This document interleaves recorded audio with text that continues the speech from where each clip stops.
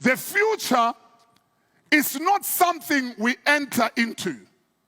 It is something we create. There is no tablet that will give you prosperity.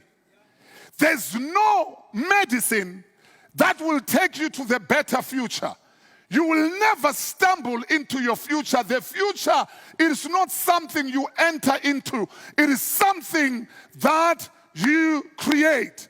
Listen to me. My life took a giant leap forward 20 years ago when I got the revelation of this. That your future is not a miracle or a mystery. It is a harvest of choices you make today. So if you make right choices today, let me tell you, you're going to harvest a bright future. You're going to harvest a better future. Can I make this statement to African people?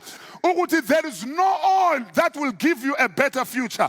There is no water that will give you a better future. There is no prophet that will ever give you a better future. There is no wristband that will ever give you a better future. There is no sticker that you put on your car that will ever give you a better future. The future you created with your own hands.